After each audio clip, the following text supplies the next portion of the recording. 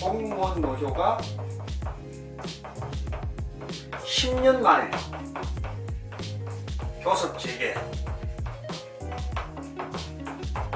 라는 기사를 보고 심지어는 많은 국민들 또 공무원들 심지어는 노동조합 활동가조차도 이 의미를 모르고 공무원 노조가 10년 만에 단체 교섭을 정상적으로 재개하는 것처럼 그렇게 알려지고 있기 때문에 그 이면에 있는 사실을 심층적으로 알려드려서 사건을 잘 이해할 수 있도록 오늘은 그 사실을 알려드리도록 하겠습니다.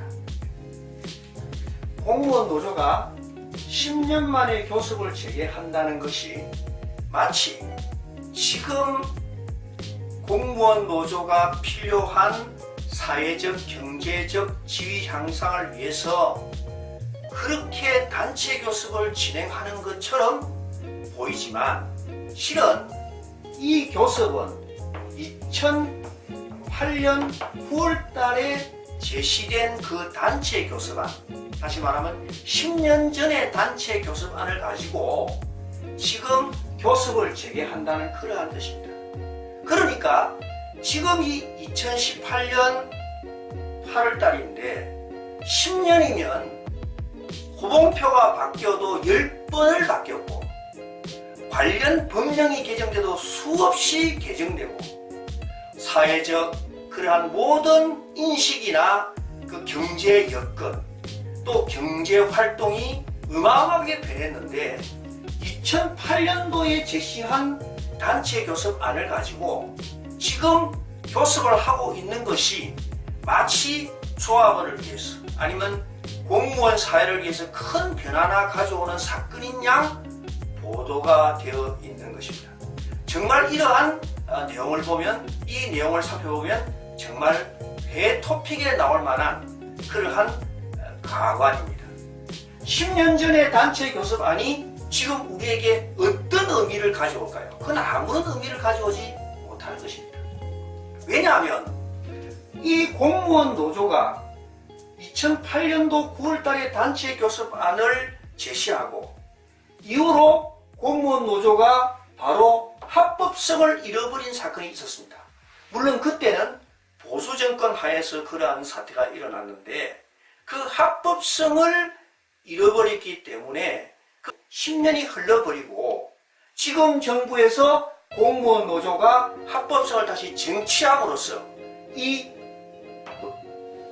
노사 단체 협상이 시작되었는데 그렇다고 한다면 공무원 노조가 진정 조합원과 국민과 경제 현실에 맞는 노동조합안, 단체 교섭안을 가지고 교섭을 진행해야만이 우리가 납득할 수 있고 이해할 수 있는 어떤 교섭이 될 것입니다. 그런데 지금 와서 그 합법성을 쟁취하고 난 다음에 2008년도의 단체 교섭안을 가지고 지금 교섭을 하고 있는 것입니다. 그러면 먼저 공무원 노조의 그동안 변천 과정과 그 합법성 쟁취 과정을 간단하게 설명드리겠습니다. 먼저 공무원 노조가 생기기 전에 1999년 1월 1일부터 직장협의회법이 생겼습니다.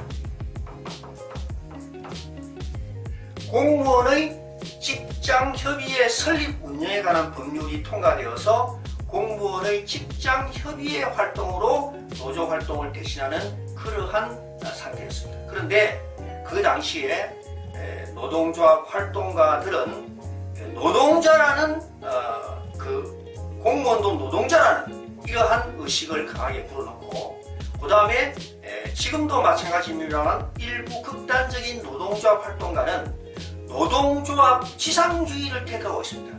그때 이 공무원 노조 선봉에 섰던 사람은 이 노동조합 지상주의의 노동활동가들에 의해서 상당히 고무되었고 따라서 그들이 이 공무원 노조 법이 만들어지기 전에 2002년도에 이미 전공로, 전국 공무원 노동조합이라는 전공로가 만들어졌습니다. 그게 법이 없는 상태에서 노동조합이 먼저 만들어지게 된 거죠. 그것은 우리는 법외 노조다 또는 불법 노동조합 단체다 이렇게 부르는데 법외 노동조합이라는 용어를 쓰도록 하겠습니다. 그리고 2002년도에 똑같이 대공련이라는 단체가 만들어지는데 이 대공련은 대한민국 공무원 노동조합 연맹입니다. 이것은 연맹의 성격을 가지고 이거는 단일 노조의 성격을 가진 차이가 있는데 2002년도 대공련은 또 다른 노동조합 단체하고 합쳐서 결국 2004년도에 공노총 대한민국 공무원 노동조합 총연맹이라는 단체를 만들고 사실상의 공무원 노동조합이 전공로와 공노총의 양대 노총으로 양대 노동조합으로 이렇게 발전해 오는 과정을 겪었습니다. 그런 과정에서 이 전공로와 이 공노총의 그 인식에는 큰 차이가 있었습니다. 왜냐하면 2004년도에 이때 노무현 정권 때인데 이때 공무원 노동조합법을 만들려고 할 때 공무원 노동조합법에 단체 행동권, 다시 말하면 파업권을 주지 않는 것을 정부에서 노무현 정부에서 안으로 만들었는데 여기에 전공로가 크게 반발하면서 단체 행동에 돌입하게 되었습니다. 그 단체 행동은 파업의 그 적절한 절차를 밟은 그러한 단체 행동이 아니기 때문에 이는 당연히 징계 대상이 되고 그래서 530명의 공무원이 징계됐는데 결국에는 136명이 해직되고 아직까지 이 사람들이 지금 공무원으로 복직을 못하고 있는 상태에 이르게 되었습니다. 그런데 530명이 징계를 받았지만 대부분이 기회를 줬어요. 이렇게 자기의 잘못을 뉘우치는 기회를 줬는데 그때 이분들이 과도하게 이 노동조합 그 의식이 충만해가지고 절대 반성도 하지 않고 끝까지 자기 주장을 펴므로써 136명이 해직을 당하게 됐는데 지금 이 해직자에 대한 생활비만 이 노동조합이 1년에 약 100억을 부담하고 있습니다. 복잡한 얘기는 나중에 또 다른 기회가 있을 때 얘기를 드리도록 하고 그래서 결국에는 2006년도 1월 1일부터 이 공무원 노조법이 만들어지게 되었고 이 노동조합이 두 가지로 갈라졌는데 이 전공로의 대부분은 이 합법적인 노동조합의 다시 말하면 법내 노동조합으로 들어오기를 거부하는 파였습니다. 그 법내 노동조합으로 들어오기를 거부했어요. 그런데 이 공노총은 법내 노동조합으로 들어와서 활동을 하게 됐는데 법내 노동조합으로 들어오자 말자 하는 내부 노선 때문에 결국에는 이 전공로가 민공로, 민주공무원 노동조합, 민주공무원 노동조합과 구전공로와 이렇게 갈라지게 되었고 그러한 과정에서 2009년도에 이 민공로, 구전공로, 그 다음에 법원노조, 법원공무원노조가 법공로가 합쳐져 가지고 전국 통합공무원 노동조합으로 만들어졌다가 이 전국 통합공무원 노조가 나중에 다시 또 전공로로 개칭되게 됐습니다. 그렇기 때문에 우리 국민들이 지금 여러 공무원 노조가 이렇게 나오지만은 결국에는 이 전공로의 한 노선과 이 공노총의 한 노선으로 갈라지게 되었습니다. 그런데 이들이 이 보수 정권이 다시 정권을 잡고 난 다음에 자기들이 다시 노동조합의 신고서를 노동부에 제출하게 되었는데 무려 5번이나 신고서를 제출하게 됐어요. 신고서를 제출하게 됐는데 이 고용노동부에서 신고 법률에서 신고와 허가는 다르거든요. 허가는 애당초부터 금지되어 있던 사항을 풀어준다는 의미가 있습니다. 허가는 허가는 애당초부터 금지되어 있는 사항을 풀어준다는 의미였습니다. 그렇기 때문에 그런데 노동조합은 신고주의입니다. 노동조합은 신고주의이기 때문에 어떠한 사항을 요건에 맞추어서 제출하기만 하면 3일 내에 그 신고 필정이 나오도록 되어 있습니다. 그런데 여기서 노동부는 제시한 이 전공로의 설립신고서에 대해서 이 참여정부 때 136명의 퇴직자가 실제적으로 노동조합원으로 활동한다는 사실을 들어서 이를 반려하였습니다. 그러면 여기 전공로에 있는 사람들은 그러면 이것은 신고주의가 아니고 실제적인 허가주의지 않느냐라고 반발을 해서 여기서 또 소송이 진행돼 가지고 이 소송이 굉장히 오래 끌었습니다. 근데 이 소송의 결말은 대법원에서 공무원은 국민의 봉사자이고 공무원이 법률의 규정의 범위 내에서 하도록 되어 있다는 사실만 보더라도 법률에 의해서 노동조합 활동을 재단하는 것이 맞다. 그런데 그렇다고 해서 공무원의 노동조합 자체가 허가가 되는 것은 아니지만 신고를 할 즈음에 신고 내용이 과연 제대로 되었는지를 의심할 만한 사유가 있다면 그 사항에 대해서 보완을 요청하는 것은 합법적이다. 그것은 불법이라고 볼 수 없다. 위법이라고 볼 수 없다. 그렇게 판결했습니다. 다시 말하면 신고주의이긴 하지만 공무원 노동조합에 대해서 신고한 그 내용의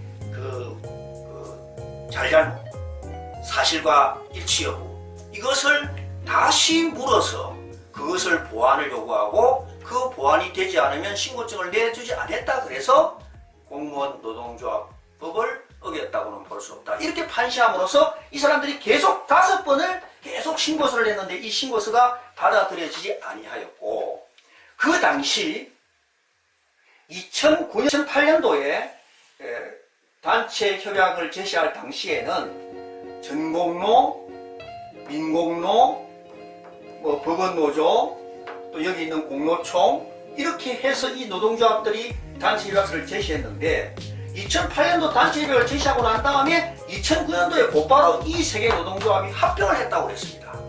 합병을 했다고 했을 때 이 세 개 노동조합은 다 해산 신고를 하고 합병 전국 통합공무원 노동조합 설립 신고를 제출했는데 합병 전국 통합공무원 노동조합이 반려가 되어버렸어요. 그러다 보니까 지금 새로운 신고서는 안 나오고 이거 세 개만 지금 해산이 되어 있는 그러한 상태가 되어 있었습니다. 그래서 이러한 또 법적인 문제 때문에 오래 또 시간을 끌었어요. 그런데 대법원에서 판결하기를 여기 이 세 개 노동조합이 해산됐다고는 하지만 이 세 개 노동조합은 새로운 노동조합,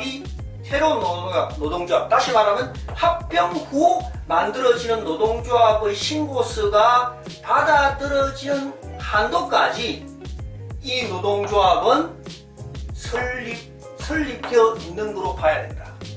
다시 말하면 새로운 노동조합의 신고증이 지금 반려되어 있는 것은 보완을 요구한 거거든요. 보완을 요구한 거기 때문에 이 보완이 되면은 신고증이 나올 것이기 때문에 이 신고증이 나오지 아니한 상태에서 이것을 해산되었다고 볼 수는 없고 이 세 노동조합은 합병 후 존속하는 노동조합이 나올 때까지 적극적인 노동조합 활동은 못할지라도 존속 유지하는 노동조합 활동을 할 수 있다 이렇게 판결을 했기 때문에 이 노동조합도 지금 이 당시에 존재를 하고 있는 상황이고 이 노동조합은 신고서가 지금 반려되어 있는 상황이기 때문에 법률 관계가 아주 복잡하게 되어 있었습니다. 그런 상태에서 계속해서 5번을 똑같은 사유로 노동부에서 신고서가 반려되어 있기 때문에 지금 공무원들은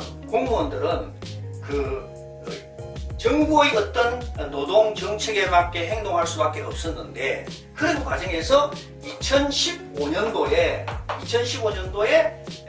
공무원 연금 개정 반대 투쟁 과정에서 전공로 위원장이었던 이충재 위원장이 전공로의 정파주의의 회의를 느끼고 다시 몇몇 노동조합이 갈라져 나오면서 전국통합공무원 노동조합을 만들게 되었는데 이 전국통합공무원 노동조합은 전공로의 전신인 전국통합노동조합하고 다른 것입니다.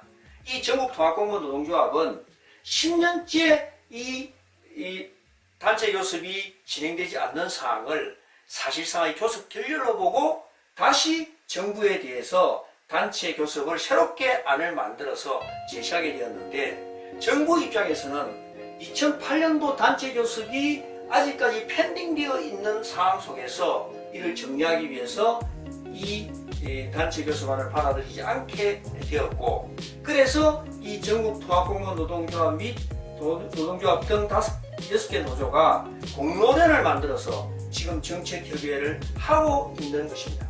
그런 와중에서 촛불혁명이 일어나고 그 이후에 정부가 이 전공로의 이 노조 설립 신고서를 받아들임으로써 이 전공로가 합법화가 되는 과정이 되었습니다. 이 합법화가 되는 과정에서 이제 합법화가 되었는데 이 합법화가 되었던 이 합법화 과정에서 전공로의 실제적인 상황은 변동이 없었단 말입니다. 전공로의 내용상의 변동이 없었어요. 그런데 이 촛불혁명이라는 이 사건 이후로 이것이 합법화가 됨으로써 이 행정처분의 일관성도 잃었고 행정처분의 일관성이 잃은 그 상태 안에서 이 사람들이 새로 단체 교섭 요구안을 만드는 것이 아니라 10년 전에 단체 교섭 제수한 이 단체 교섭 요구안으로 돌아가서 단체 교섭을 함으로써 지금 이 단체 교섭은 그야말로 무늬만 단체 교섭인 상황이 되어버리고 말았습니다.